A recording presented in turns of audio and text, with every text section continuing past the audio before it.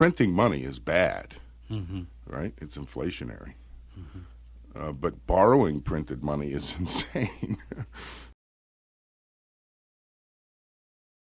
Is it true, though, that over a long period of time, and maybe now, that banks were never really allowed legally to use my money to give Andrew a loan to a mortgage?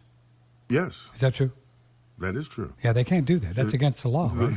Well, the law doesn't contemplate them ever wanting to do that. It What do you would be mean? like saying, well, I'm going to go to a restaurant Yeah, and I'm going to deposit my coat at the coat check. yeah. And while I'm eating lunch, they're renting my coat. We don't think that that's something that's contemplated. So banks have never really been able to do that, or should really. Not really. It's always Not been, really, because it wasn't. Well, it wasn't where do people think contemplated. the money comes from, then? Where do I mean, they think everybody the money comes thinks from? that the bank has money and you get a mortgage. That's that's it in a nutshell. That's it in a Patrick. nutshell. When you start asking Where that do question, you think the money comes from? I don't exactly. know. I don't Well, know. here's what people think, Patrick. I'll tell you. They think there's a bunch of rich people out there, and they deposit their money in the bank for safekeeping, and then the bank loans it to you or me and pays the owner a couple of percent while charging us 4%. So that's the way that people understand the bank to work. It doesn't work like that. I make a deposit in your bank, you pay me 2% interest, and you say I can't touch it for 30 days or 60 days or 1 year or 2 years or 5 years or 10 years, these CDs, certificates of Sure. deposit. Yeah, put it in there. You put the money in, and I'm going to get a fixed rate of return. And then the bank is going to aggregate or pool that money and start making loans to other people that I don't have to worry whether they get paid back or not.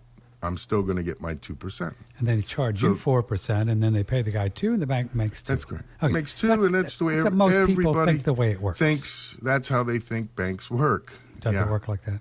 No, it doesn't work that way. Uh-oh. It does not work that way. That's not what they told me in school. I know. So bank gets your money in and throws it in a pile.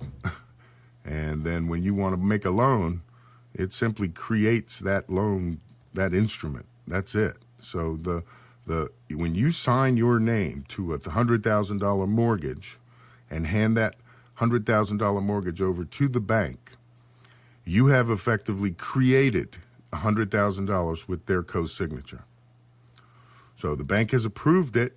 You've signed it. Now it's a monetary instrument, and it can be put forward into the Federal Reserve System, and the majority of their money is returned to them. So this is how our mortgage market and most of our loans work today. It's not like the bank has a pile of money and they're loaning you money off that pile. No. When you create a debt instrument, you are creating an eligible item for a discount through the Federal Reserve System. The banks can send that forward into the system where it's sliced and diced and securitized and put into pools and sold to pension funds and so on.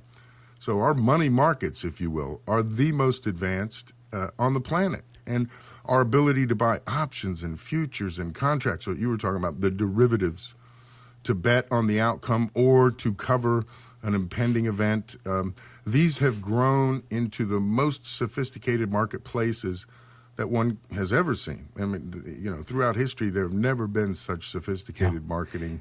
So if anything is done to upset the balance, the unintended consequences flow through the system and can impede business rather dramatically. So Mr. Trump and boys feel like if they'll just remove the regulation and let these guys do what they do, that the economy will be better off. Mm-hmm. Obviously, I disagree. So back to the mortgage.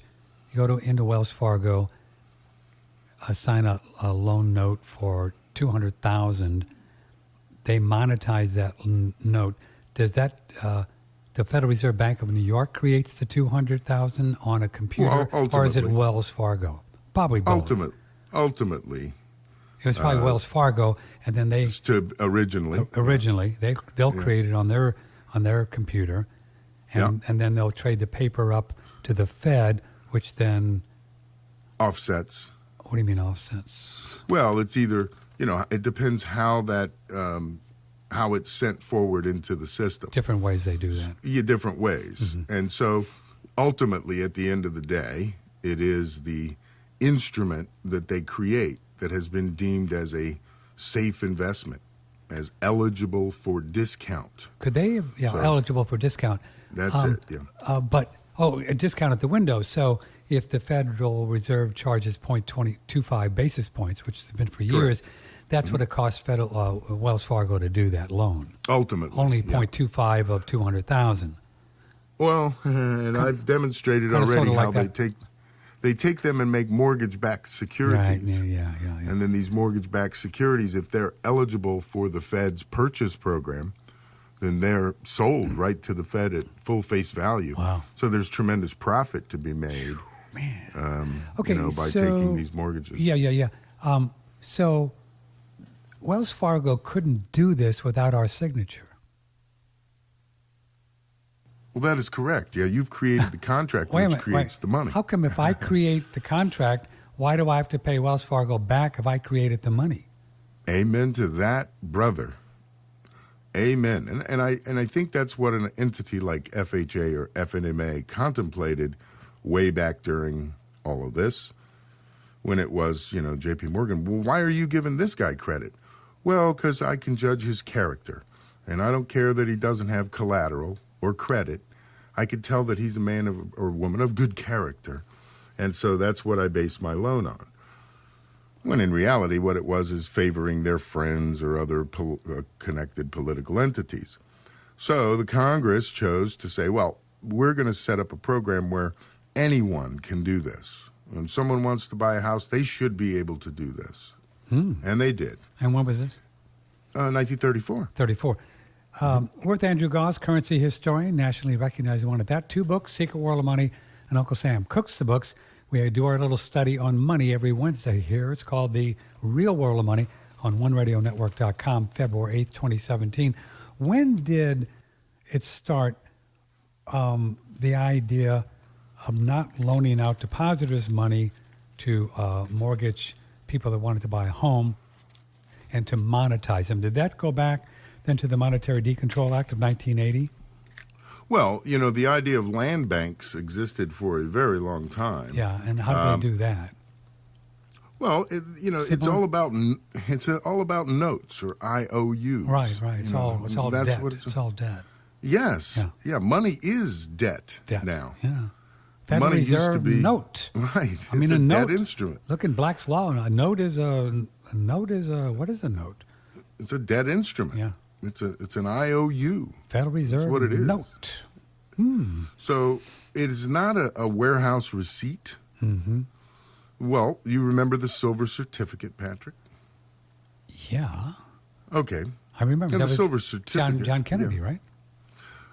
Prior to Kennedy, we've always had silver certificates. The idea that you could that the Treasury would hold a certain amount of silver, and then they would give you a certificate.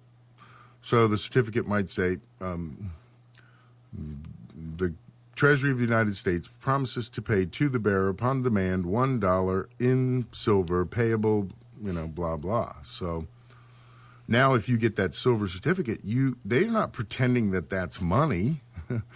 The money is on deposit at the Treasury in the form of a silver dollar, and you're allowed to take your silver dollar certificate to the Treasury and get your silver dollar. I want to do that. Right. Well, money functioned on that level. Then the convenience of paper money made a lot of sense. You know that sitting in the Treasury is a silver dollar. You know that you can bring your paper note or warehouse receipt and get your silver dollar right back, subject to the laws of fraud. And you have confidence. You have confidence in the system. And the sub-Treasury system operated like that, with gold certificates and silver certificates issued by the Treasury. So they piled up in the Treasury silver and gold coin, and then they issued these certificates against it. And people accepted it, and they knew that it was their government that was holding the silver or the gold. Into this mix came the bank note.